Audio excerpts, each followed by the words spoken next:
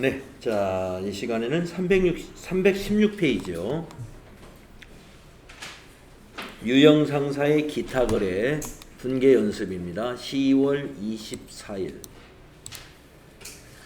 10월 24일 1월 2일에 부실상사에 대여한 단기 대여금 500만 원이 부실상사의 파산으로 인해 회수 불능으로 확인이 되었다. 그러니까 이것도 대손 처리하는 것인데요. 앞에 시간에서 이 외상 매출금의 대손 처리하는 거하고는 계정 과목이 다릅니다. 어떻게 다르냐 하면은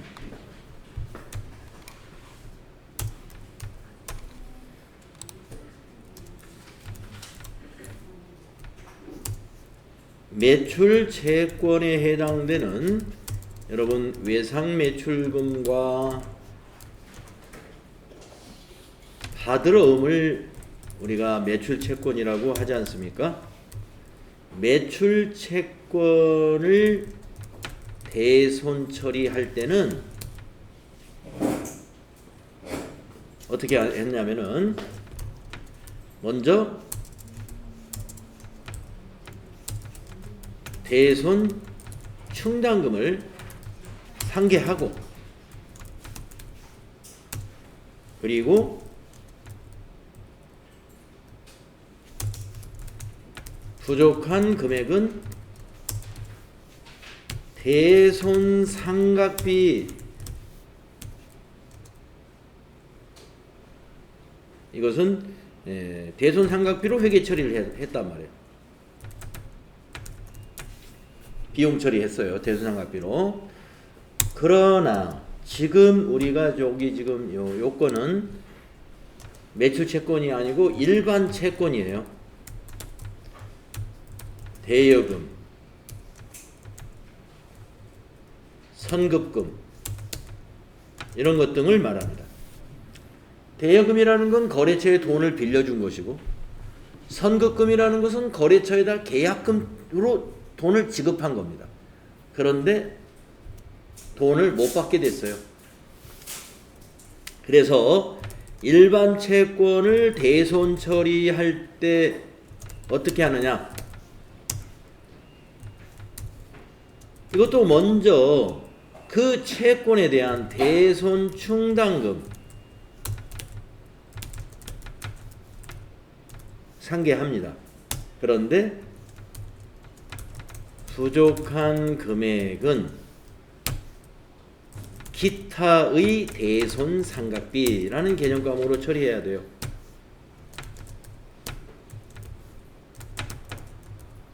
이렇게 달라요.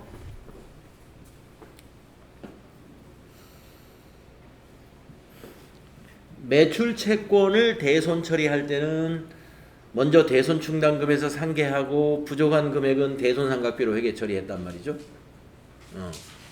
그런데 일반 채권을 대손 처리할 때는 먼저 대손 충당금에서 상계하고 부족한 금액은 기타의 대손 상각비로 회계 처리한다.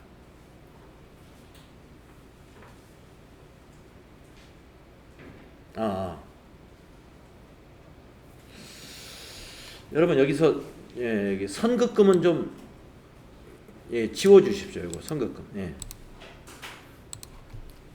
선급금은 대손 상각비로 해야 되는 게 맞아. 대여금만 넣어 주세요. 대여금 대여금만. 대여금만.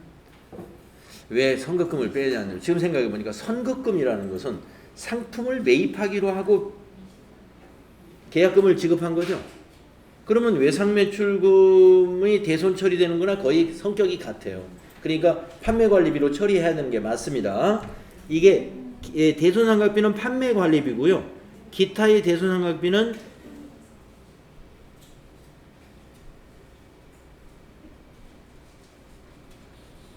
영업 외 비용 개정 과목이에요. 영업 외 비용. 기타의 대손상각비는 영업의 비용이고 그냥 대손상각비는 판매관리비에 해당이 되거든요. 그러니까 생각을 해볼까요? 대여금이라는 것은 거래처에 돈을 빌려주는 것이기 때문에 영업하고 전혀 관계없는 활동입니다. 영업과 관계없는 활동으로 인해서 발생한 비용, 이것은 영업의 비용으로 처리하는 게 맞죠? 그래서 이것까지 대손상각비로 처리할 수는 없는 거예요.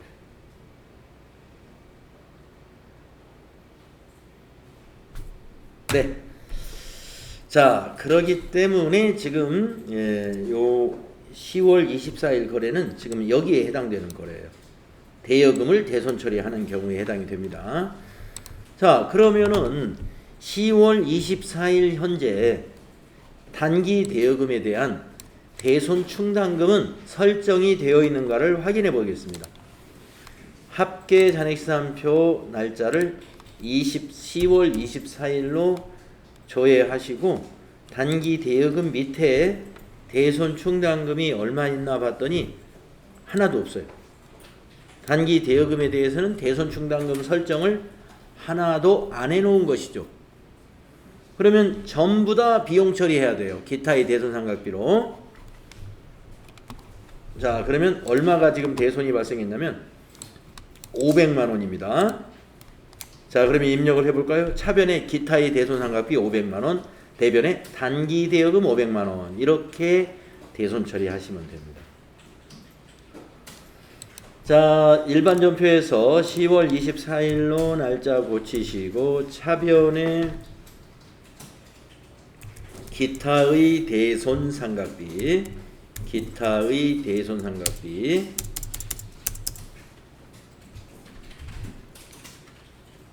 500만 원, 대변에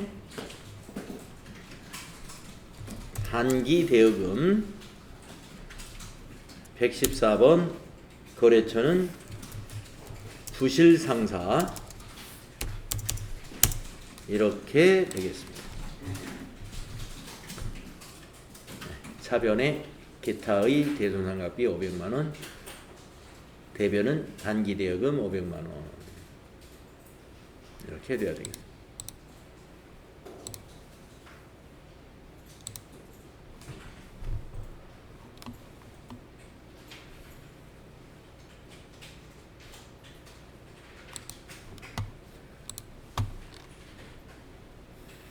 자, 다음은 10월 25일 거래를 보겠습니다.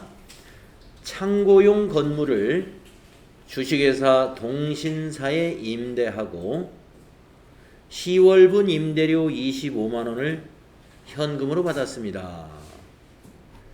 네, 임대료 영업의 수익입니다.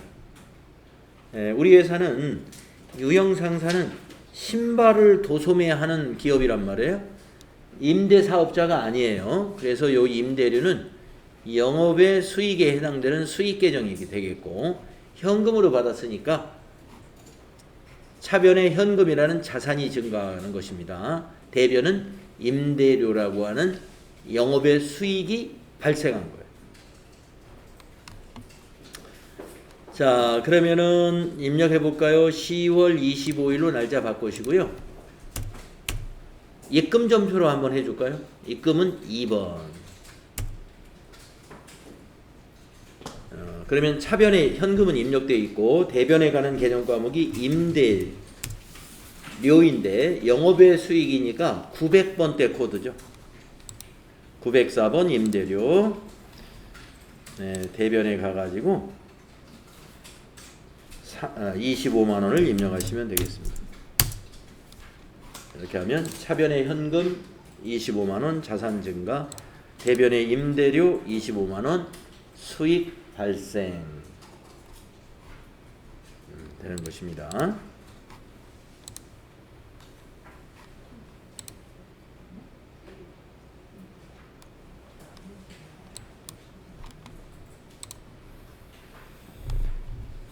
네, 다음은 네? 임대료에 임대료는 수익 계정이기 때문에 꼭 넣어야 되는 건 아니에요. 예. 그러나 입력을 해서 나쁠 건 없습니다. 동신사니까 거래처를 동신 106번 이렇게 넣어도 상관은 없어요. 그런데 이 문제에서 요걸 안 넣었다고 해서 불이익은 없어요. 거래처를 코드로 반드시 넣어야 되는 것은 채권, 채무, 그리고 은행 관련 개정 과목인데 임대료는 뭐에 해당이 되느냐? 수익 개정 과목이다 이거죠. 수익. 수익 개정 과목에서는 거래처 관리를 하지는 않습니다. 채권과 채무와 은행 관련 개정 과목에 대해서 거래처 관리를 하는 것이니까 넣어서 나쁠 건 하나도 없어요. 그러니까 이제 우리가 이제 시험 보는 날은 여러분이 알아서 판단하시면 돼. 시간이 좀 여유가 있으면 이런 것도 좀 넣는 것도 괜찮은데 시간이 부족하니까 꼭 넣어야 되는 거 아닌 거는 그냥 넘어가고 있습니다. 네. 자, 다음은 26일 거 보겠습니다. 국제구호단체에 판매용 상품을 기부했다. 요거 지난번에 이 유형상사 시작할 때 여러분에게 타개정 대체라는 거 설명한 거 이제 나왔네요. 네, 국제구호단체에다가 우리 회사 신발을, 우리 회사가 상품이면 신발이죠. 그러니까 우리 회사 상품을 기부했다는 거예요. 그런데 원가로 따지면 100만 원이고 시가로 보면은 130만 원어치가 된다 이겁니다. 자, 여러분 회계 처리를 원가로 해야 되나요? 시가로 해야 되나요? 원가로 해야 됩니다. 무슨 회계 처리를 원가로 해야 되냐면 기부했으니까 이게 기부금이잖아요. 기부금을 원가로 회계 처리해야 된다 이런 의미입니다. 이게 메인 매출 전표에 입력할 때는 조금 복잡해요.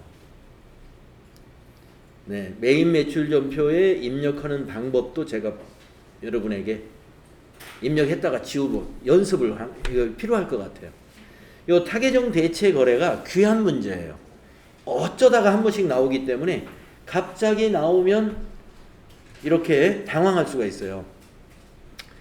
자, 다행히 만약에 이 문제는 부가가치세는 고려하지 말 것 이렇게 문제를 낼 겁니다. 만약에 일반 전표에 입력할 수 있도록 달랑 요렇게만 데이터를 줄 때는 가로 열고 부가가치세는 고려하지 말 것 하고 그냥 일반 전표에 입력해라 이런 얘기예요.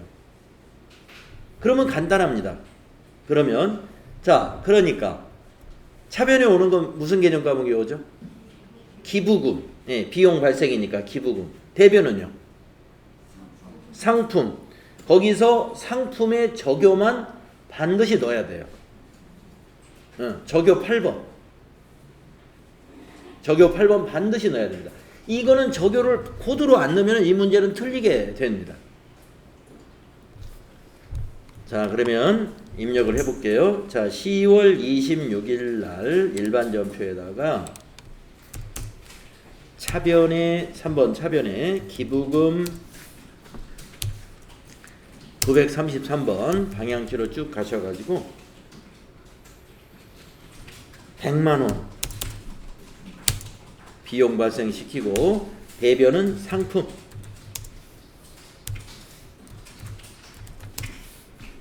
146번 방향키로 쭉 가서 100만원 쭉 그냥 가버리면 안 되네.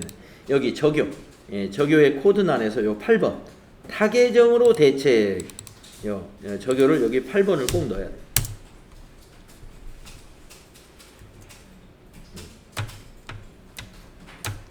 적요 8번 꼭 넣어야 된다.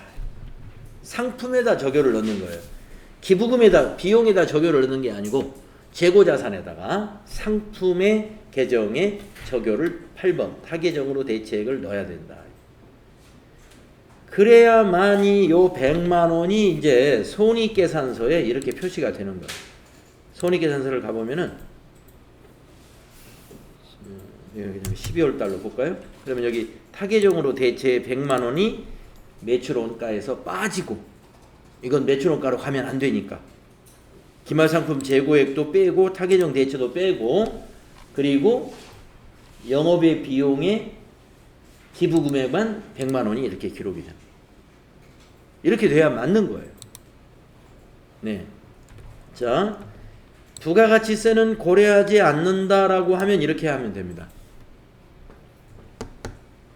그러면 부가가치 이게 실제 기부했을 때도 일반 전표에 이렇게 입력을 하는 경우도 있어요. 실제 기부할 때도.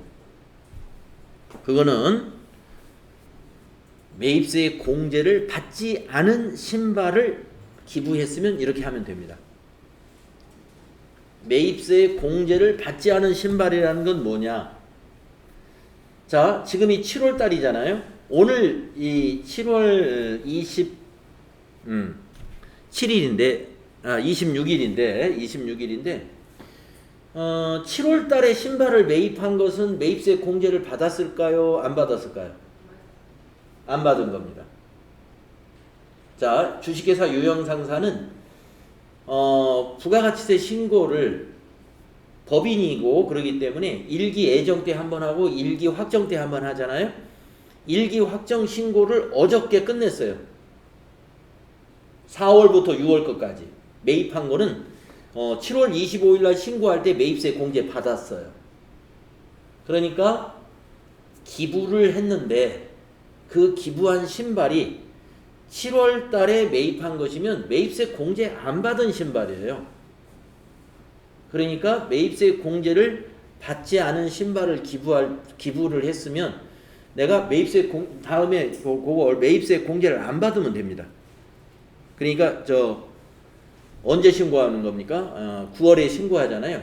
7, 8, 9월 달까지 마감해서 10월 25일 날 신고할 때 여기 국제구호단체에 기부한 요 100만 원어치 매입에 대해서는 부가세 신고할 때 매입 매출 전표에 입력을 안 하면 돼요.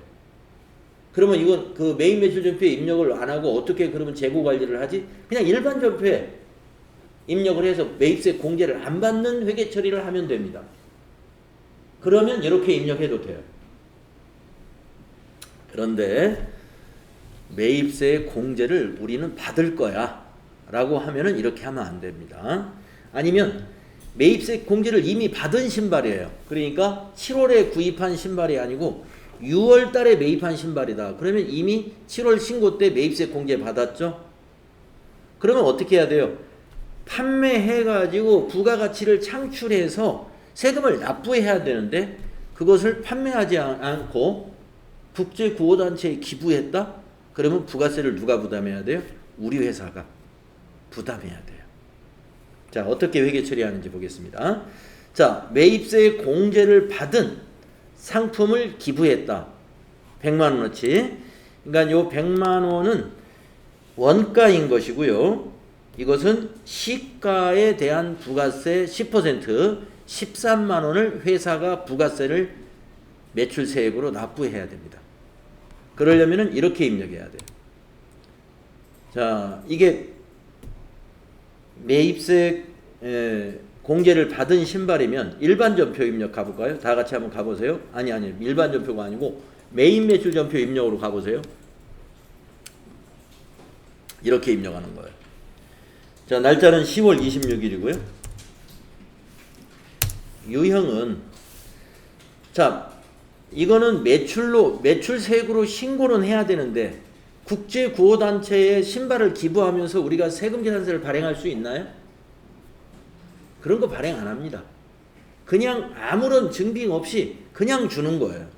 그래서 기부 같은 거 할 때는 아무런 증빙이 없는 거니까 14번 건별 매출로 신고합니다. 14번 건별. 그러니까 FAT 1급 시험에는 안 나오겠다 하는 겁니다. 왜냐하면 건별에 대한 것을 출제 범위에 없어요. 건별에 대한 게. 이런 것은 TAT 2급이나 TAT 1급에 나와요. 왜냐하면 건별 매출이 출제 범위에 없으니까. 그러니까 여러분이 궁금해하니까 여러분 이제 신발을 기부하면 매입세액은 매출세액은 어떻게 되는 건가? 그걸 이제 궁금해할 수 있습니다. 여러분이 부가가치세에 대해서 잘 아시면 아실수록 이런 궁금증이 생겨요. 자, 그러면 건별로 해야 되고, 자, 품명에는 상품 기부라고 하면 돼요. 상품 기부.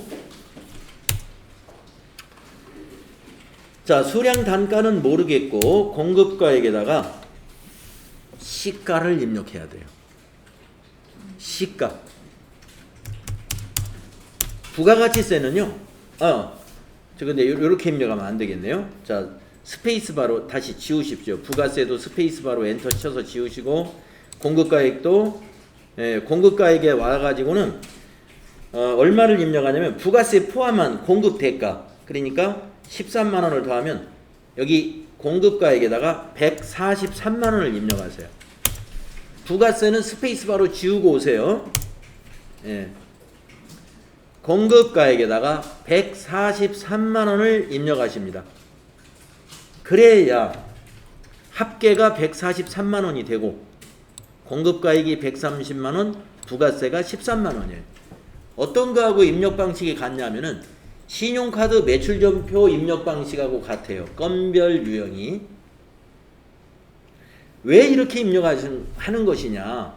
부가세를 신고할 때는 항상 과세 표준은 공정가치예요. 판매되는 가격으로 신고하는 거예요. 원가로 신고할 수가 없어요. 그래서 부가세는 13만 원을 우리 회사가 납부해야 됩니다. 자, 그러면 이제 코드 거래처가 없어요. 네, 거래처는 넣을 필요가 없고요. 전자세금 없습니다. 분계는 혼합으로 합니다. 3번.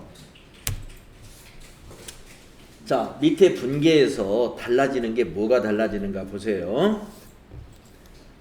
부가세 애수금이 일단 생기죠. 이거 매출세액으로 우리가 납부할 세금이에요. 자, 상품 매출한 게 아닙니다. 그럼 뭐냐? 대변에는 그냥 상품이에요. 상품. 우리 일반 점표의 대변의 상품하고 똑같은 거예요. 그런데 상품은 원가로 기록하는 거예요. 요 시가 130만 원 이거하고 맞추는 게 아니고, 이거는 요 부가세를 산출하기 위한 과세 표준으로서 들어간 거고, 이건 부가세 신고용. 이건 신고용이고, 이건 회계 처리할 때는 원가로 처리하는 겁니다. 그래서 밑에는 100만 원. 자, 그리고 여기 적요에다 넣어야 되죠. 적요에다가 8번.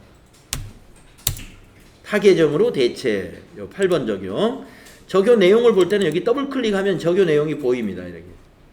거기에 8번이 이거예요. 타계정으로 대체.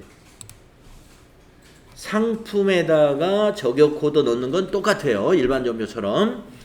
그리고 상품은 이때 시가로 하면 안 되고 원가로 해야 됩니다. 자, 이제 세 번째 줄. 세 번째 줄에 차변에 뭐가 오는 거죠? 예, 기부금이 오는 겁니다. 기부금. 자, 아까 일반 점표에 입력할 때는 기부금이 그냥 100만 원이었죠. 근데 메인 매출 점표에 입력을 하니까 기부금이 100만 원에다가 14만 원이 더해지죠? 부가세가 더해지는 거예요. 예, 그래서 부가세까지 기부금으로 처리할 수가 있습니다. 113만 원. 이렇게 합니다. 매입세 공제받은 상품을 기부했을 때는 이렇게 해서 매출세액을 발생시켜 가지고 매출세액을 납부해야만이 맞는 거예요.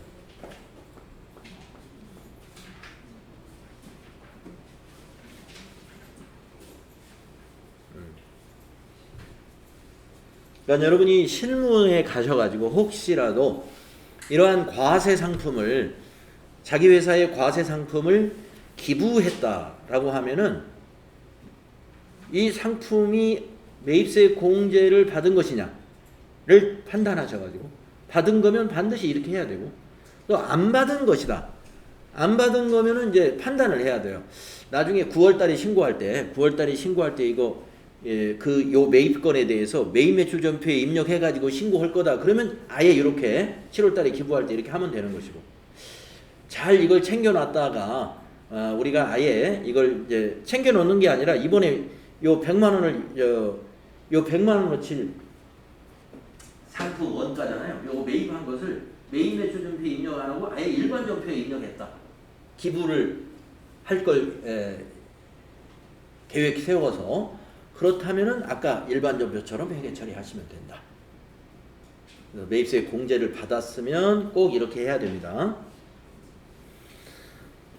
자, 이거 연습으로 했으니까 이제 지워줄까요? 이 내용을 지울 때는요, 요걸 체크하시고, 요 위에 있는 체크박스 있죠? 요거 체크하시고, 삭제 누르면 지워집니다. 네, 확인하면은, 네, 위에 부가세 신고 자료가 지워지면 밑에 분계도 같이 지워져요.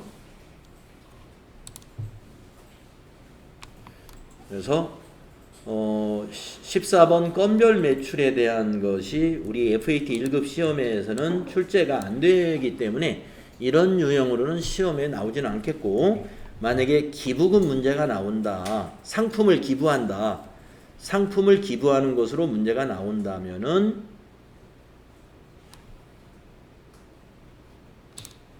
이렇게 나오겠네요. 부가세는 고려하지 말라 하면서 일반 전표에 입력하는 이런 스타일로. 그래서 일반 전표에 입력하는 문제로 나오면 여러분은 원가로 기부금 처리하시면 돼요. 부가세를 따지지 마시고. 자, 그 다음에 27일 걸 해보겠습니다.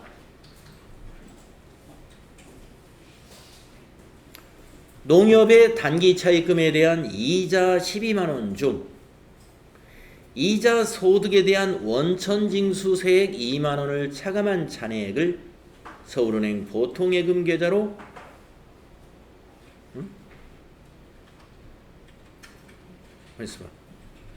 농협에서 돈을 빌린 거죠. 단기 차입금, 거기에 대한 이자. 자, 그러면 이 돈을 차입하고 이자는 이자 수익입니까? 이자 비용입니까? 이자 비용입니다. 이거 이자. 이자에는 두 가지가 있어요. 우리가 받는 이자는 이자 수익, 우리가 지급하는 이자는 이자 비용입니다. 그래서 이건 이자 비용이다.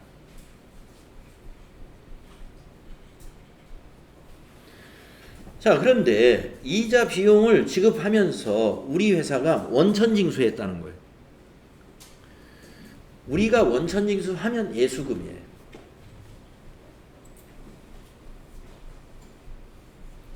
우리 회사가 법인이 원천징수 하잖아요.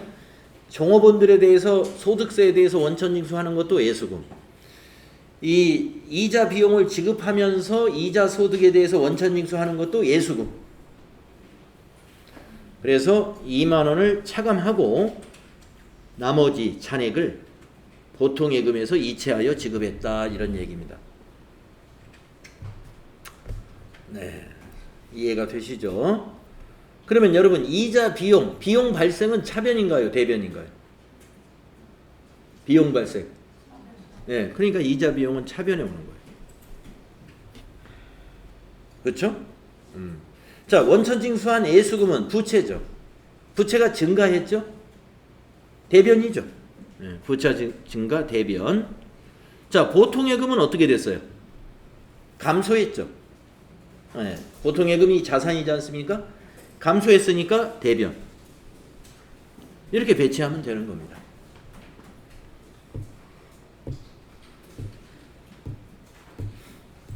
네, 차변 대변. 이렇게 거래의 판료소에 맞게끔 배치해 주시면 돼요.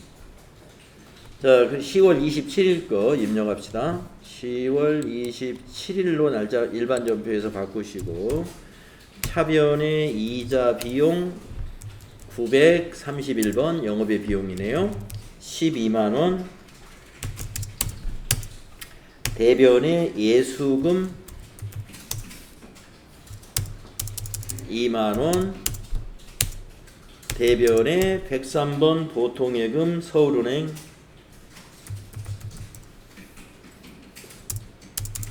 2만원 빼고 10만원을 이체했다는 것이죠. 10만원을 이체했다.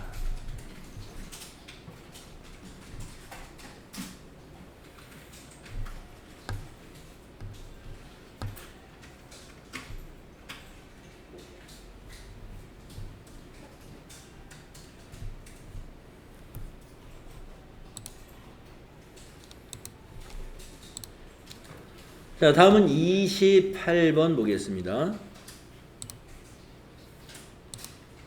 자, 그러니까 27일 날짜에서 여러분들 우리 개인은 원천징수 의무자가 아니기 때문에 은행에서 차입을 하고 이자 내세요 그러면 우리 통장에서 그냥 이자 전부를 이체시켜 주면 돼요. 우리는 원천징수 의무가 없어요. 그러면 은행에서는 원천징수를 당하지 않고 이자를 받았으니까 나중에 무조건 거기에 대한 나중에 세금을 이자 소득에 대해서 세금을 발생시킬 겁니다. 그런데 법인은 원천징수 의무자입니다. 법인이 은행에서 돈을 빌리고 이자를 만약에 납부한다. 그러면 법인이 은행에 대해서 은행의 이자 소득에 대해서 원천징수를 할 수가 있어요. 원천징수 세율을 따져서. 그러면 원천징수하면 그것을 우리가 법인이 미리 세금을 떼놨죠. 그래가지고 나중에 원천징수한 것을 세무서에 대신 납부해 준단 말이에요. 은행 대신에. 그럼 은행은 어떻게 하느냐? 자기네들이 내야 될 세금을 그 이자를 지급하는 법인이 원천징수해서 납부했으니까 나중에 납부할 세금에서 그 원천징수한 세금 빼고 내면 되는 거예요. 이해 가시죠?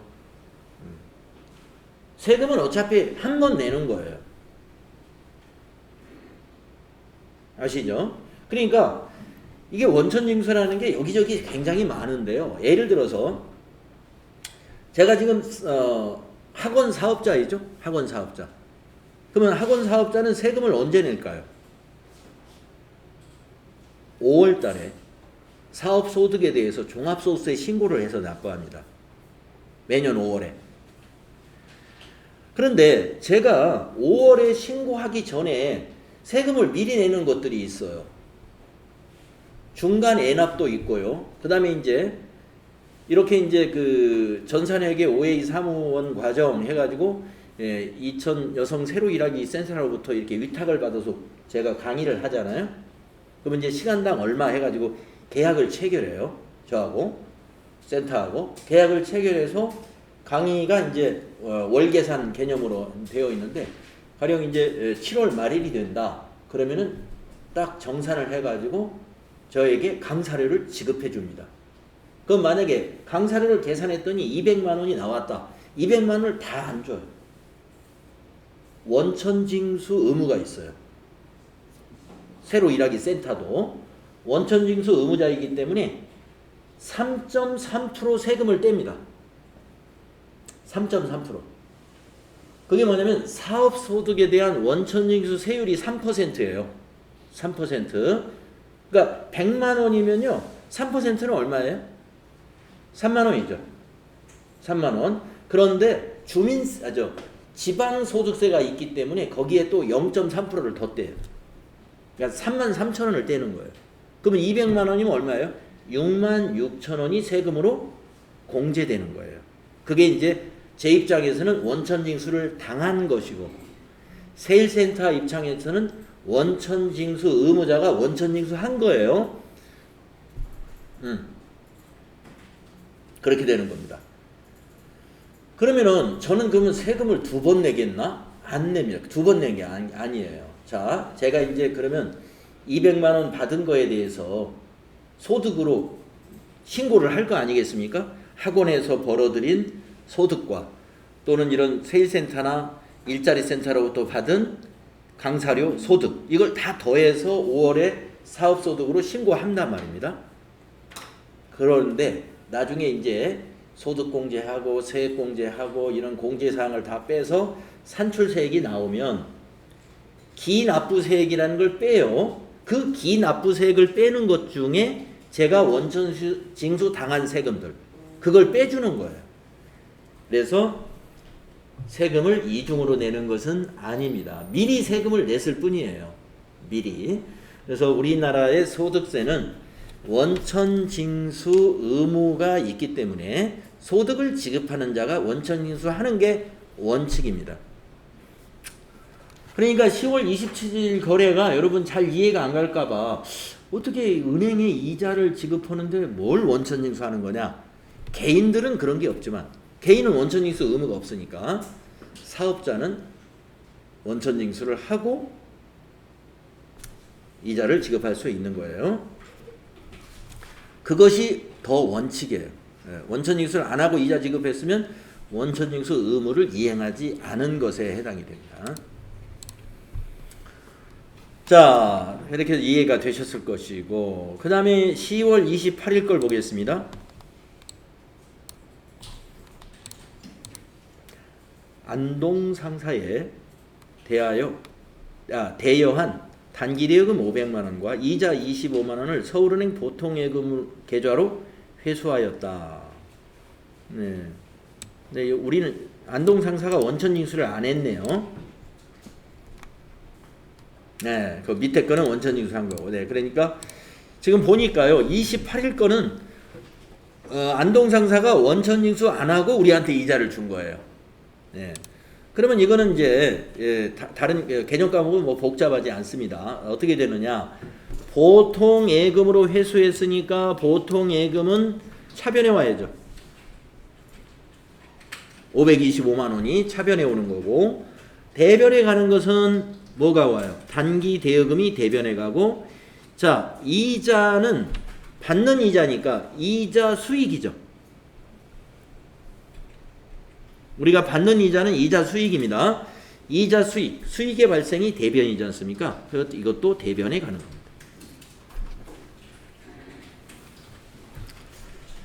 자, 그래서 10월 28일 거 입력해 보세요. 28일로 바꾸시고 차변에 103번 보통예금이고, 은행이 서울은행, 금액은 525만 원이고, 대변에 단기 대여금, 단기 대여금 거래처 넣어야 돼요. 채권이었기 때문에. 안동상사 102번, 금액은 500만 원이고요. 또 대변에 우리가 받는 이자는 이자 수익입니다. 이자 수익 901번 25만 원. 이렇게 회계 처리하신다.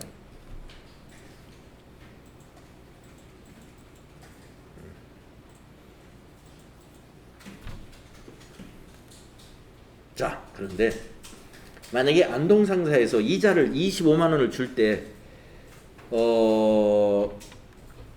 원천징수를 하고 23만 원만 만약에 우리한테 주었다 라고 하면은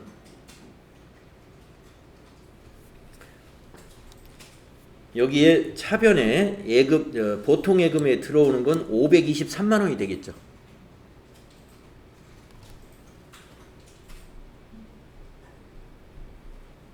안동상사가 원천징수를 해버렸으면 2만 원이 만약에 세금이었다라고 하면은 차변에 보통 예금에 들어오는 것은 500만 원 그 단기 대여금하고 이자 25만 원에서 2만 원 원천징수했으니까 523만 원이 들어오잖아요. 그러면 차변에 2만 원을 뭐라고 기록해야죠, 추가로. 뭐라고 할까요? 안동상사는 애수금으로 처리합니다. 안동상사는 세금을 떼는 회사는 애수금. 근데 우리는 지금 유형상사라는 법인은 우리 회사는 원천징수를 당한 거예요. 법인이 벌어들인 소득에 대해서 원천징수를 미리 당하면 세금을 미리 냈다 해서 선납세금으로 처리하면 돼요.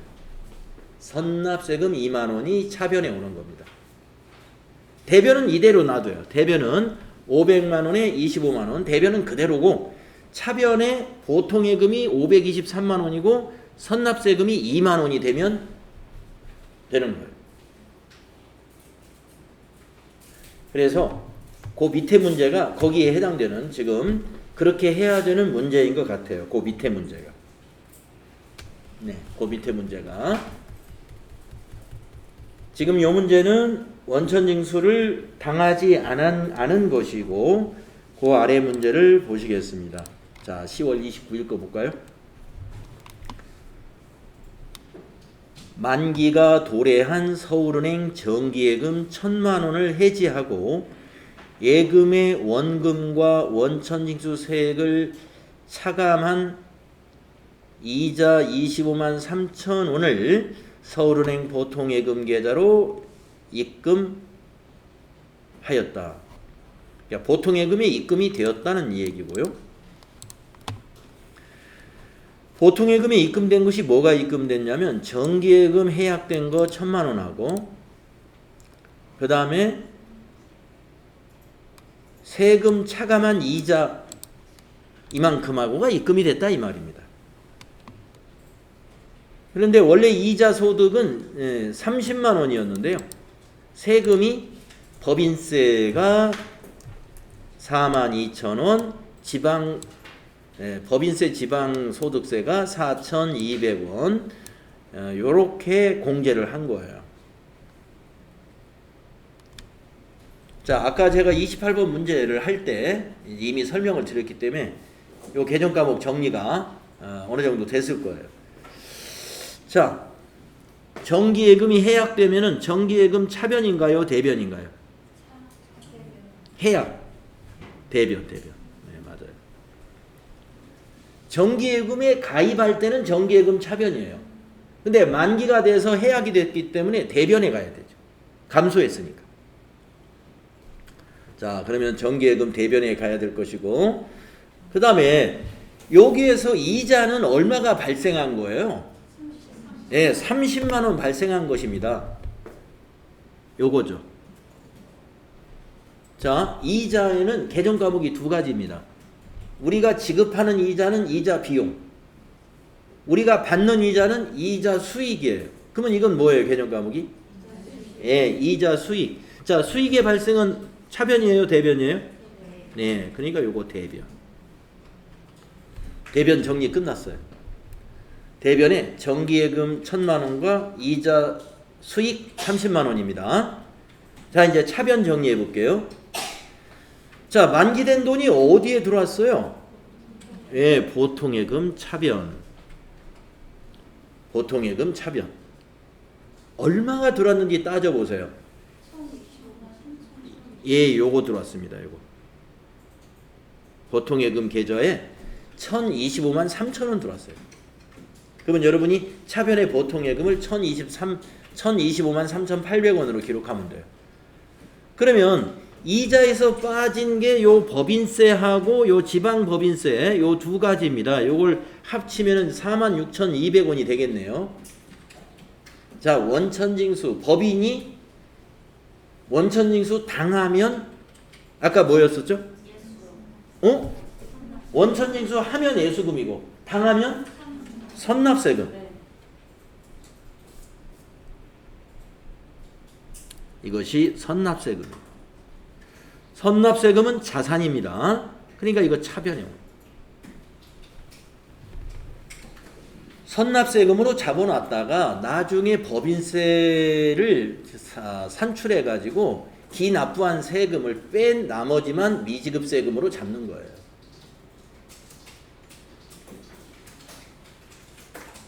네, 조금 복잡해요, 요거.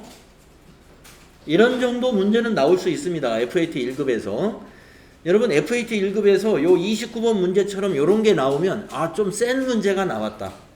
네. FAT 1급이 그 정도 수준이에요. 그러니까, 지금 여기 29일 거 요 정도 문제가 나오면 FAT 1급에서는 조금 까다로운 문제가 나온 셈이에요. 그러니까 뭐예요? 대부분 이것보다 더 간단한 문제들이 더 많다. 네, 일반적으로 요런 문제 한두 개 나올 거예요. 조금 복잡한 분계가 한두 가지 나온다. 자, 이제 정리해 보세요. 자, 10월 29일 날 날짜 바꾸시고 뭐 대변부터 하든 차변부터 하든 여러분 마음입니다. 네, 저는 대변부터 정기예금 거래처는 어디 넣어야 되는지 아시죠?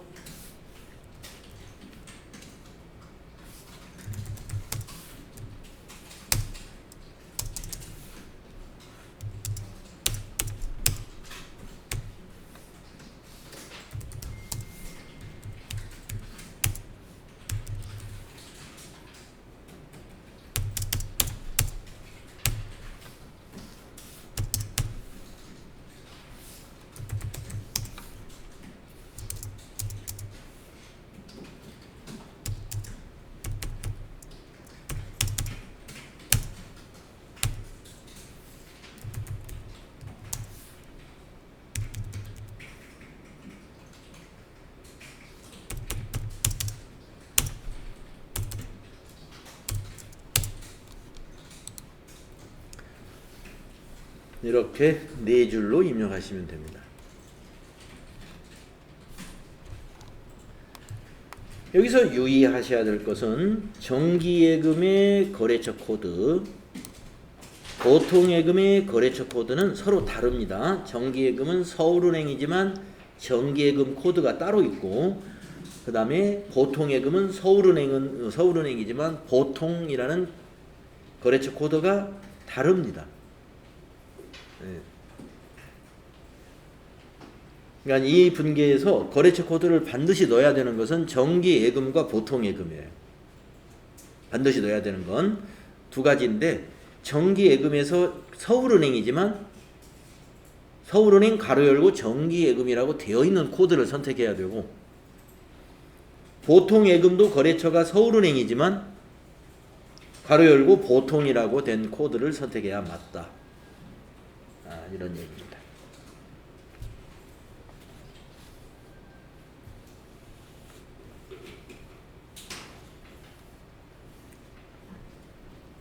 네. 자, 30일 것까지 하고 좀 쉴게요. 자, 30일 거 보겠습니다. 업무용 차량에 대하여 자동차 보험을 현대화재에 가입을 하고 보험료 150만 원을 현금으로 지급했습니다. 예, 자동차 보험료. 그런데 가로 속에 자산으로 회계 처리하라. 우리가 일반적으로는 보험료는 비용이죠. 예, 판매관리비로 처리하는 게 일반적인 것인데, 가끔 이렇게 자산으로 회계 처리하라 문제가 나올 수 있어요. 기억나시나요? 자산 처리하라 그러면 보험료를 무슨 계정으로 처리하는지? 맞습니다. 선급 비용으로 처리하는 겁니다. 선급 비용. 보험료가 비용이죠. 비용을 자산 처리하는 방법은 선급 비용이라는 개념 과목이 있어요.